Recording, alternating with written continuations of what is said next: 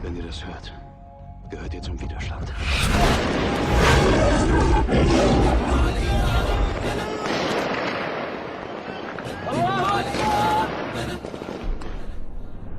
دمدم عليها ربنا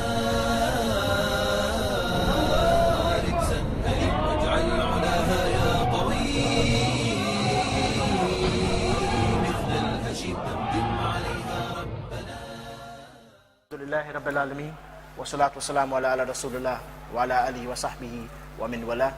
أشهد أن لا إله إلا الله وحده لا شريك له وأشهد أن محمدا عبده ورسوله. السلام عليكم ورحمة الله وبركاته. And Jazak Allahu Khayran for attending, especially those who are the musafir. May Allah reward you and bless you for every step that you took in coming here today and reaching. And of course, for everybody else as well, Ahl Wembley, Ahl Southall, Ahl Londonistan, mashallah.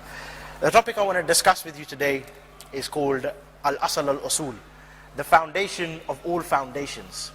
Now, what we find nowadays is there's a problem with definitions today.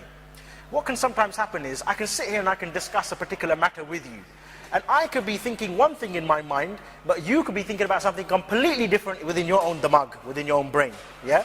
And incidentally, Ahl Sunnah wal Jama'ah, they don't believe that the mind is within the here. We only believe the brain is here. The mind is here, as Imam Shafi'i said. So what could happen? What kind of problem can we face? I could sit here, for example, and say, brothers, what we need to do tonight, of all nights, what we need to do is make ibadah, and we need to make dhikr, and we need to worship Allah like we never worshipped Allah subhanahu wa ta'ala ever before. Now, in the mind of this brother, what will happen in the mind of brother Tawsif, what will come to his mind is, okay, dhikr, and we need to make tawbah, meaning when he talk about ibadah, he's talking about we need to make 2 rak'ah tawbah, we need to read nawafil prayer, maybe go and slaughter some goat, or golden brown, whichever one you like, the goat obviously, because we don't want to, get done for terrorism or anything like that, yeah?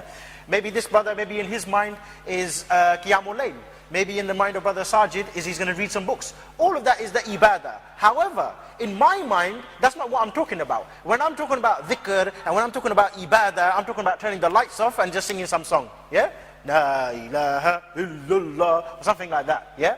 So this is the problem that we have with definitions. So meaning you could walk out of the room with one idea within your head, whereas I'm talking about something completely different. Likewise, my dear brothers, we have the same problem when we talk about the foundation of all foundations, which is at-Tawheed.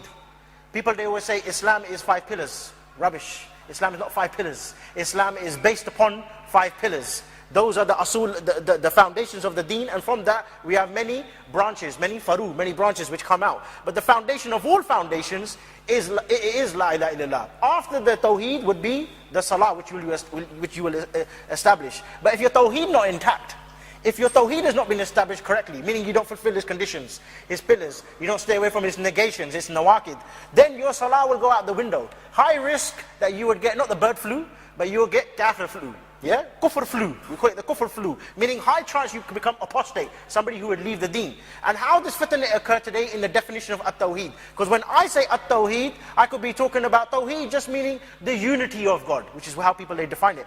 The Tawheed just means the oneness of Allah, which is not accurate. Whereas in the mind of Abu Shafi, he could be talking about al-kufr bit-Tahut, wal-iman billah. So we need to have a correct definition of what is at-Tawheed. More than that, we need to have a correct definition of what is the deen. Shaykh al-Islam ibn Taymiyyah, rahmahullah, he gave us a good definition of what is the deen. And he based the deen on 3 components. He said, number 1, the deen, it consists of al-istislamu lillahi tawheedan, to make complete ibadah, complete istislam, complete submission to Allah subhanahu wa ta'ala exclusively. Which is what we mean when we talk about at-Tawheed. We're not talking about Tawheed as in just the oneness of Allah now. Al-ifradullahi bil-ibadah, fi kulli asma'ihi, fi sifatihi, fi af'alihi. The complete obedience and complete sovereignty for Allah subhanahu wa ta'ala in His names, in His asma, in His sifat, in His af'al, in His functions as well.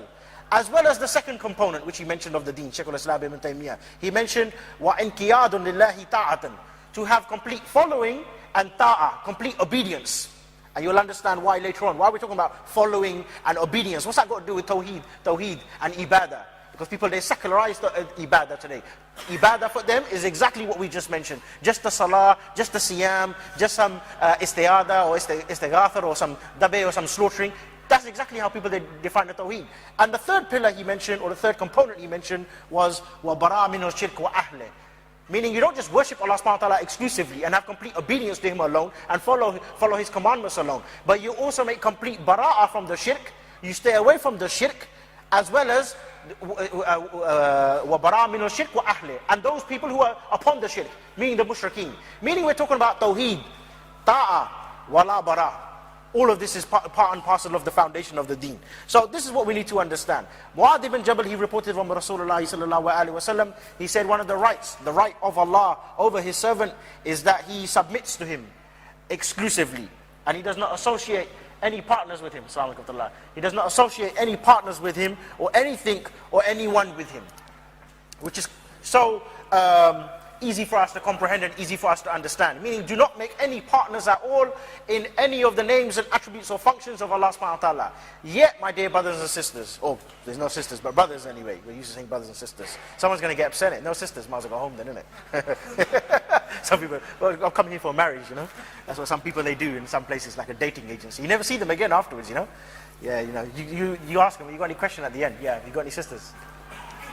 Go outside, man. Wasting our time, honestly. Just come for nikah, like this is the nikah service or something.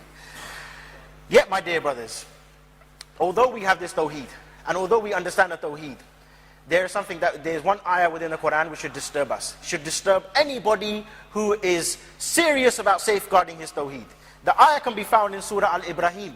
Incidentally, he's talking about Ibrahim alayhi salam. Surah Ibrahim, verse number 35. The ayah said in the Quran, أعوذ بالله من الشيطان الرجيم بسم الله الرحمن الرحيم وإذ قال إبراهيم ربي أجل هذا البلد آمنا وأجنبي وبني نعبد الأصنام. Here, Ibrahim alayhi salam, what did he do? This ayah disturbs us. Remember, Ibrahim alayhi salam, he is Nabi Hanifan.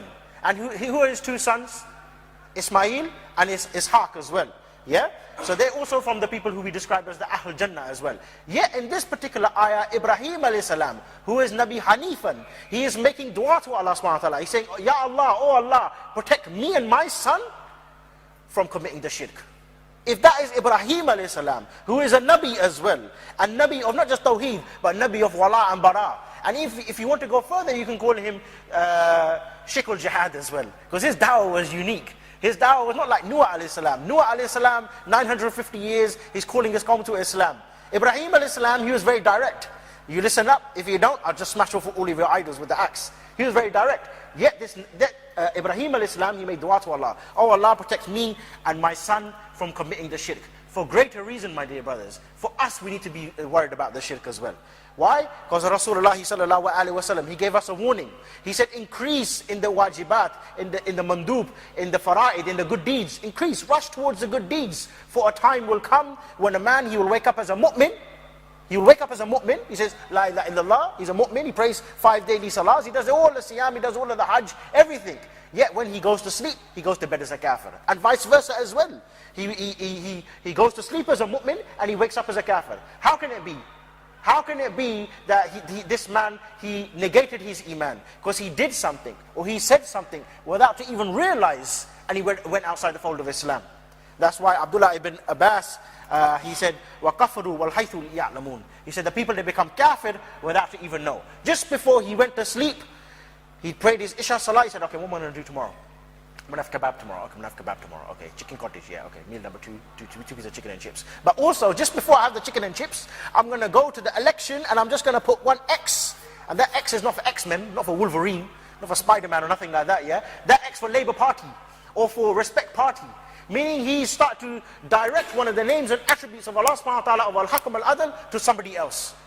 Or he could be somebody worse than that, not somebody who's just going to put the X on it. He says, tomorrow I'm going to go and make a video. And I'm going to call it, get out and vote. And I'm going to tell the people that is wajib, that you must go and vote for man-made law.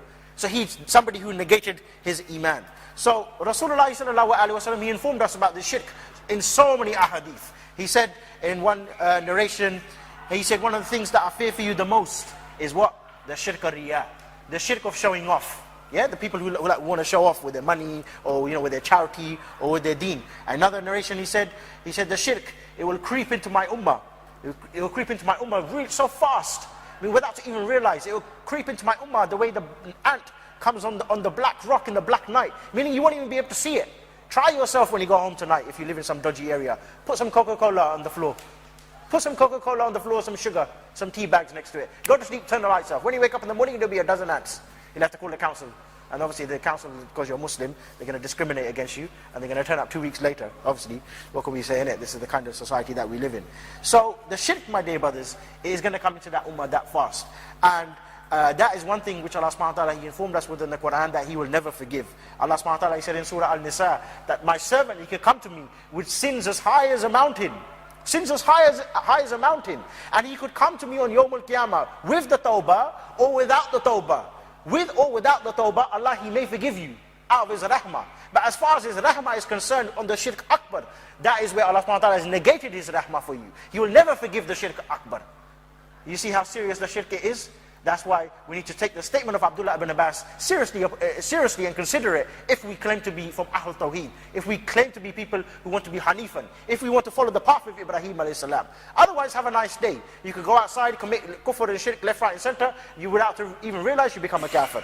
So, the shirk, my dear brothers, it would occur two ways. Either shirk sarf wal ataf. Either to combine with Allah subhanahu wa ta'ala in His names and His attributes. So for example, I say to you, Allah the Creator and Gordon Brown the Creator, I become kafir. Simple as that. There's no need for anybody to have a PhD degree, or for you to have some tazkiyah from the big belly sheikhs or anything like that. You become a kafir. Or you combine with him, or you direct one of his sifat to somebody else. So you say, for example, Allah not the commander, not the legislator. Na'udhu billah. Gordon Brown is going to be the legislator today. That could also negate your iman. So there's other ways you can commit the shirk via your ibadah. For example, to seek help in something else. That could also be the shirk akbar as well. There's one narration of Rasulullah sallallahu alaihi wasallam, is found in Kitab al-Tawheed by Sheikh Muhammad ibn Abdul Wahhab. Rasulullah said, whoever he ties a knot within his beard. I don't know anyone who's going to tie a knot within his beard anyway, yeah? Or anybody who wears a ta'weez, or like an amulet, or a piece of string around his neck, and he believes this thing will protect him, Rasulullah said, inform this man that Rasulullah, I have nothing at all to do with this man. Meaning just one action I could do, and that could take me outside the fold of Islam. I could become a kafir, just as Abdullah ibn Abbas, he said, without to even realize. Rasulullah sallallahu alaihi wasallam, he informed his companions. Further as well, he gave them a narration, like a story, like a parable of two men. He said there was two men. One, he entered the paradise, and one, he entered the nar, the hellfire, because of one matter. You know what that was? It wasn't because of the poll tax. It wasn't because he didn't have insurance on his car, or because he didn't pay some parking ticket. It was because of one fly. And the Sahaba, they said, Ya Rasulullah, you telling us one man he entered the hellfire and one man entered the paradise because of one fly, one mosquito? How can it be? He said, indeed. He said there was a bunch of mushrikeen, and there was two muwahid they were walking past. One was weak, one was strong in his deen. They said, in order for you to pass, we have our big idol here, Barack Obama. He's a bit thick, so we call him the idol, yeah? He's a thick idol here. We want you to slaughter something for him. They said, what can we slaughter? He said, we're not going to slaughter anything. He said, no, slaughter anything. So let's link it to our reality. So they said to one man, the first man, he said, listen, all we want you to do is just put one X on a piece of paper. Yeah? Just say that this idol is now Al-Hakam Al-Adl now. Yeah? We're linking it to our reality now, yeah? He said, look, I don't have anything. He said, okay, just sacrifice a fly. You know what he did? He killed a fly. Rasulullah said, because of that one action, the man, he went to hellfire. He went to hellfire. Just by slaughtering a mosquito or a fly for the sake of an idol. The second man, this man, he was a bit more, radical fundamentalist, as they say. So I'm not going to slaughter nothing. You and your look can go to hell. Don't touch me. I'll show you terrorism. Yeah, like one brother we know, yeah? So we're talking about, I'm not going to slaughter nothing for you, yeah? So they said, okay, we're going to ship you off and send you to Guantanamo Bay. Yeah, you're somebody naughty, you're not tolerant, and you're not conducive towards the public good, so we're going to have to deal with you. You know what they done? They killed this man. Rasulullah said, because of that one action, because he stood firm upon what he believed in, Allah gave him the Jannah. You see, to stand firm upon the Tawheed will be a cause for you to enter the Jannah. But for you to compromise your Tawheed, like we see some of those so-called ulama today, and they say, we just got a degree from the big belly sheikhs, and from the king of America, really, he's really the slave of America, King Abdullah, or Abdullah, then therefore this is allowed. This is what you find nowadays. People negating their iman wholesale. So you can see how easy it is for us to negate our iman. Especially, my dear brothers, when we don't understand the ibadah. Because to slaughter something, to slaughter the goat or the sheep for the sake of Allah, that is ibadah. To do the salah is ibadah. To make the dua is ibadah. To do the hajj is ibadah. All of that is the ibadah. But however, my dear brothers and sisters, keep saying brothers and sisters, we don't understand what is the ibadah. This is our problem today. Those people who will come to you now and say to you, how can you tell me now, to vote for man-made law is shirk? Why? Because they secularize the ibadah to just that. Just the salah, just the siyam, and just the hajj. Yet they don't realize that ibadah is also to rule, also to judge, also to love Allah, and to love for His sake, to make tahakum, to seek help, to love for His sake. Meaning, who do I do that in my life's affairs today now?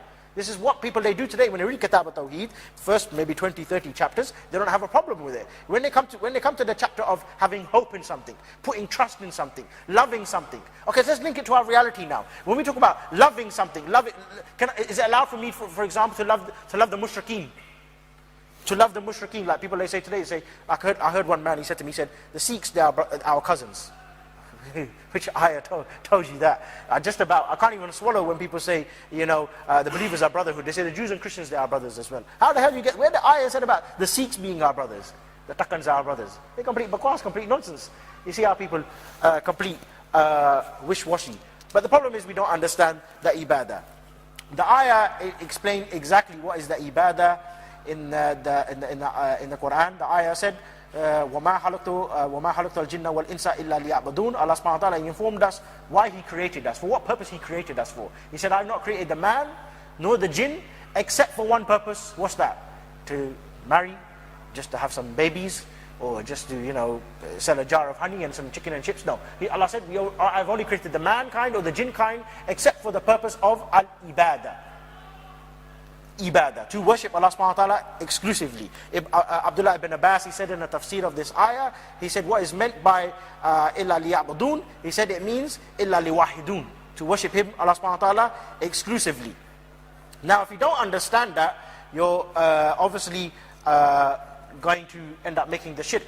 One of the problems we have is not just understanding what is the ibadah, but also understanding what is the ilah. When we say la ilaha, then illallah. We don't understand what is the ilah. People, they just understand as God being the one who is the creator, just being the provider, just being the sustainer, which is what people they do in the Tawheed. They secularize the Tawheed as just being Tawheed al-Rububiyyah without to understand Tawheed al-Ibadah, Tawheed al-Uluhiyyah. Meaning the Tawheed al-Rububiyyah is your belief in Allah subhanahu wa ta'ala in relation to all of His actions, and your belief in Him in terms of His Zat, and His names and His attributes, and all of His functions. But when we talk about Tawheed al-Ibadah, we are talking about in terms of your worship, how you worship Allah subhanahu wa ta'ala alone. And that has particular classifications which you need to be aware of. For example, Tawheed al-Ibadah, meaning those ritual acts. Also Tawheed al-Ta'a wal-Ittiba', the complete obedience to Allah subhanahu wa ta'ala. As well as Tawheed al-Mahabbatu wal-Wallah, to love Allah subhanahu wa ta'ala and to love for His sake. As well as Tawheed al-Hakamiyah. However, the three pillars that you need to be aware of in terms of your ibadah is number one, ifradullahi bin nusuk, to single out Allah subhanahu wa ta'ala in His ritual acts exclusively, alone, meaning all of the things which we just mentioned, as well as ifradullahi bil hukmi wa tashri, in terms of His ruling and His legislation. And this is why when we discuss about the first pillar of at-Tawheed, La ilaha at-Tahut, when you read the statements of Ibn Qayyim al-Jawziyah, Sheikh Muhammad ibn Abdul Wahhab, many of the A'immah of Ahl Sunnah, such as Imam Malik, you will see never they ever mention the term at-Tahut without to mention the one who replaces the Sharia, or the one who changes the law and order, or the one who doesn't rule and judge by other than Islam. Which is why I go and read some of those so-called books of At-Tawheed today, published by Darussalam or Darussalam publications, and go and try and find me a chapter about Tawhut. Find me one book on Tawhut. Hardly any. Which is why, after 9/11, they said the Americans within the Congress, they were saying the first thing we need to do is not go to Afghanistan. The first thing we need to do is ban Kitab al-Tawheed. Ban the explanation of Kitab al-Tawheed, the Shar' of Kitab al-Tawheed. Ban the works of the grandsons, all of that Dawah Najdiyah. Why? Because they understand what is Tawhut. Nowadays you ask somebody, what is Tawhut? They say, what's Tawhut? It's some car. It's make of some microwave or some toaster or something like that. You ask them, you ask people they say to you, Aki, you need to study Tawheed. Do you understand Tawheed? Have you learned about Tawheed? Okay, tell me first pillar of Tawheed. He doesn't know. La ilaha illallah. Okay, what does that mean? There's no God but God. That doesn't make any sense anyway. It's completely foolish. Okay, there's no God but Allah. Okay, so name me one Tawhut. He said, he struggles so much. Give me a Tawhut which exists today. I want to know a Tawhut which exists today. Oh, it's just some statue. No, I'm not talking about that. You're talking about 1400 years ago. Lat al-Uzza and all of this sort of business. Tell me a Tawhut today. He can't tell you. Because he secularizes ibadah. He secularizes Tawheed. When you do that, that is why you find those people rushing towards the ballot box. Because he separates the Tawheed from his life's affairs. Now, Ibn Qayyim al-Jawziyah, when he explained that ayah which we just mentioned, where Allah subhanahu wa ta'ala, he said he has not created the man or the jinn except for the purpose of ibadah, he said Allah has informed us that he created the man and the jinn for ibadah, and that he sent us the messengers and the books in order that we submit to him. Remember we said, what was the second component of our deen? We said, at-ta'a wa inqiyadun lillahi ta'atan, to have complete following and complete subservience to Allah subhanahu wa ta'ala. He said, so that we must, he sent us books and messengers in order that we obey and submit to him. So ibadah is the only purpose that we were created for. However, some of the other scholars, they explain to us what is the ibadah, for those, in order to refute those people who want to secularize it. Ibn Hazm ad-Dahri, he died in the year 456 Hijri, he said that ibadah is ittiba, following, as well as inqiyad, submission. Yeah? And you can find that within many ayahs within the Quran. For example, the ayah spoke about ata'a. It said, Ya ayyuha alladhina amanu, ati'u Allah wa ati'u Rasul wa uli amri minkum. The ayah said, O you who believe, obey Allah and obey the messenger and those in authority amongst you. Now those in authority amongst you are who? The people, they were saying now, okay, so those in authority amongst you are those who implement any law. No, not any law. We never obey the kufr law. Which is why in another ayah, we've been informed never to obey the kafir. Because people, they say, okay, because we need to obey those in authority amongst you, therefore this ayah is general, and this is talking about anybody in authority, even kafir, mushrik. Not the case. The ayah informed Rasulullah. He said, Ya ayyuha nabi, ataki Allah wa la tuti al-kafirin wal munafiqeen. The ayah said, O Muhammad, and anything which is commandment to Rasulullah is commandment to me. O Muhammad, sallallahu alayhi wa sallam, do not obey the kafir and do not obey the munafiq. So clear for us. So how is it today that we start to take this ta'ah now, this obedience and following completely to man? How is it people, they start to legislate that? Because they never studied that ibadah. Shaykh al-Islam ibn Taymiyyah, he said, I looked within the Quran and I found the term ta'ah mentioned over 33 times. Not something to be taken lightly. Not something to be just shoved underneath the carpet. Because this is what people, they do today. Unfortunately, sadly, this is what people, they do today. And that's why we find this fitan, when people, they say, we can refer to man or we can refer to the MP. When we don't understand what's the job of the MP within the parliament. When you understand the job of the MP within the parliament, you will understand why that is shirk. Because what does he do inside the parliament? They don't go there and say, okay, what's your opinion? You read the Imam Malik's Muwatta, okay, you're Abu Shafi, okay, you can come in as well. Maybe you're from the lineage of Imam Shafi as well. Tell us what Imam Shafi, he said. What did Imam Abu Hanifa say? They don't debate that, no. They refer to their own hawa. They refer to their own mind. They legislate law and order. They do three things within the parliament which you need to be aware of, my dear brothers. First is istihlalul haram. They legalize whatever has been forbidden for us, meaning they make it halal. Also tahrimul halal. They prohibit whatever is halal for us. Also jahud al-wajub. They deny all of those obligations. Meaning everything they do within the parliament, it goes completely against Islam. And even if it matches with Islam, still kufr. Still kufr. Why? Imam Shafi, he said, anything that matches with Islam, it is kufr. Anything that goes against Islam, it is still kufr. What does that mean? Doesn't make any sense to me. Yes, anything which goes against Islam. So for example, alcohol, not allowed. That's haram. It's kufr. Yes. But even if tomorrow, if Gordon Brown, for example, they say, we're going to ban the alcohol from the underground. Like some people, they got excited about this just recently, last summer. They said, there's a poster, I'm not making this up, there's a poster, it's actually flying around here. They said there's Sharia being implemented on the London Underground. I got excited. I thought, subhanAllah, what's happened? Maybe some people, they've flown over from Afghanistan, they implemented the Sharia on the London Underground. What the hell are they talking about? They said, yes, the mayor, Boris, who's Majnoon, the man who can't even brush his hair, how the hell do I trust him, yeah? Boris, he's banned alcohol from the London Underground. And they start to praise this man. This man, they call him Sheikh al-Islam now. SubhanAllah. This man, for your information, before he came into power, he said, if you want to talk about the law of incitement to religious hatred, the first thing that you need to do is, the first thing that you need to do is ban the Quran. MashaAllah. And people, they want to get so excited. Sheikh al-Islam, Boris, what's his surname? Johnson, Boris Johnson. The man's majnoon. And we know why he banned the alcohol, because the man probably drank it all himself. You see? Complete majnoon. People jumping up and down to Shaykh al-Islam. And this is what you find today, my dear brothers. People, they don't understand wa bara' min al-shirk wa ahle. To understand that I must keep distance from the shirk and keep distance from the mushrikeen. How many people they start jumping and lumping with this fool on his shoulders, George Galloway? This man, he was married to a Palestinian woman. She divorced him. She even understood this man is fool as well. And he's conning the community within Whitechapel. Yeah, I'm going to help you within Philistine. MashaAllah. This man in 2001, I think he was a member of Labour Party, I believe. Within the parliament, when they were discussing about the war within Afghanistan, he said, yes, we should go there and we should wipe out those Taliban. MashaAllah, and this man going to help us within Philistine? A'udhu billah. How people, they become so deluded. And as we mentioned, all of that law within the parliament is going to be based upon jahiliyyah. As the ayah said, أَفَحُكْمُ الْجَاهِلِيَّةَ يَبْغُونَ وَمَنْ أَحْسَنُ مِنَ اللَّهِ حُكْمًا لِقَوْمِهِ يُوقِنُونَ وَمَنْ أَحْسَنُ مِنَ اللَّهِ حُكْمًا لِقَوْمِهِ يُوقِنُونَ. Yeah. So, do they, Allah subhanahu wa ta'ala, He asks us within the Quran, do they seek the law of jahiliyyah? Is that not what kind of things they're going to legalize? Because people, they talk about, look, if we don't vote for the man-made law now, if we don't vote for the Labour Party or the Conservatives or the Lib Dems, then the BNP going to come into power. Without the BNP to come into power, you find all of the alcohol completely rampant.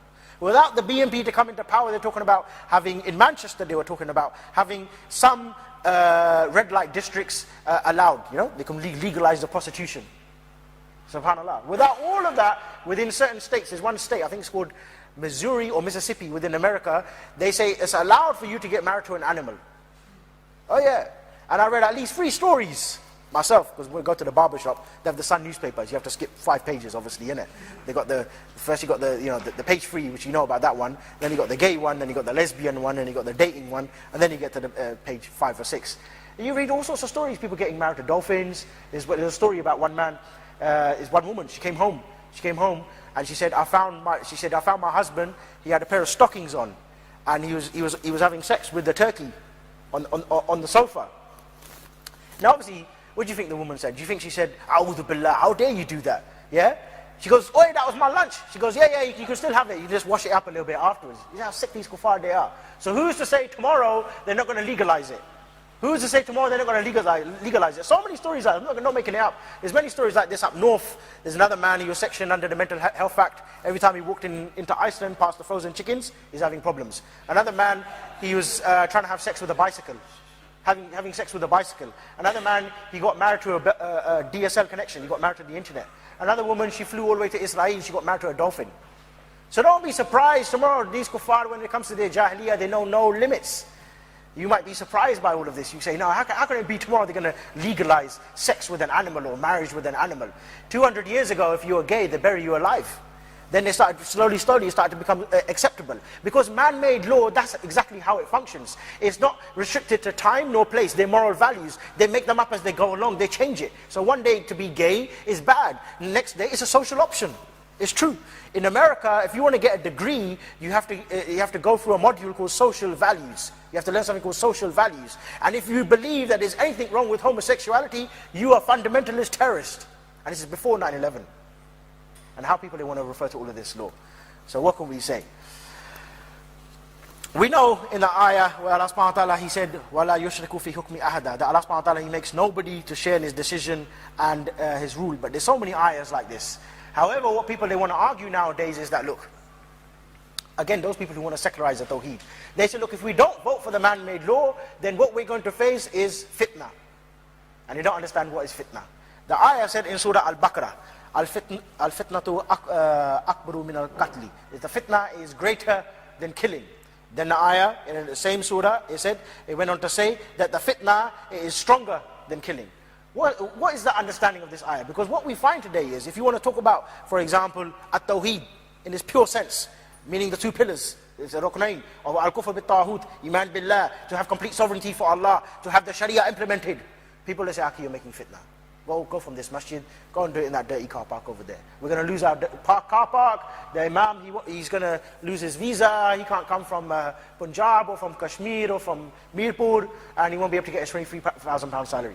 This is what we start to find, because people don't understand what is the fitna. The fitna being explained to us in the tafsir of these two ayat of Surah Al-Baqarah by Abu Aliha, Mujahid, Ikramah, Sa'id ibn Jubair, Qatada, and Al-Rabi ibn Anas. They said the fitna is what? To lose your visa? To lose your money? No. They said the fitna is the kufr and the shirk. And more than that, Imam Abu Ja'far al-Tabri, he said in the tafsir of these two ayat, he said Allah subhanahu wa ta'ala, Allah Azza wa Jal, He will never let His creation be a partner in His ruling or His judgment. And more than that, we know from the hadith of Rasulullah sallallahu alaihi wasallam, he said, "Kullu amalin laysa alayhi amruna fahuwa rad." Any action not based upon this deen is going to be completely rejected. Completely rejected. Meaning, no matter whatever angle, forget those arguments now. Forget those arguments the secularists want to bring. Lesser of the two evils. We can vote for man made law because lesser of the two evils, or we can, or because of the fitna. Just by the mere angle of the tawheed, you will understand that Allah subhanahu wa ta'ala, He can never share any man within His legislation. How can it be? How can it be? As if Allah subhanahu wa ta'ala, He did not give us our own sharia. As if Allah subhanahu wa ta'ala, He did not give us this criteria. As the ayah said, we have sent this Quran, we have sent the Quran as a criteria and as a guidance and as a complete way of life for you to follow. Meaning there's no deficiency within it. How people have become completely deluded from that. So what I want to finish with, just by way of conclusion, because also we have another speaker as well, is that we need to safeguard our deen, my dear brothers. We need to safeguard our tawheed by staying away from the shirk. To stay away from the shirk, you need to study the tawheed, you need to study the nawaqid al-iman, you need to study what is the ibadah. And hopefully, inshallah, in our future sessions, we'll be able to study this in depth. And we need to make sure that we stay firm and we stand in the camp of iman and stay completely away from the batil, from the camp of shirk. Just as Shaykh al-Islam Ibn Taymiyyah, he said, وَبَرَاءَ مِنَ الشِّرْكِ وَأَهْلِهِ. One of the third component of Rasul al-Din is to stay away from the shirk and the people of the mushrikeen. Rasulullah sallallahu alaihi wasallam, he said, a man, he will come on the day of judgment with the one he loves. So you want to be clear in your wala and bara, my dear brothers and sisters, my dear brothers. If there's anything good I said, it's from Allah. Any mistakes, they're all but my own. Inshallah, wa sallallahu sayyidina Muhammad wa ala alihi wa sahbihi ajma'in.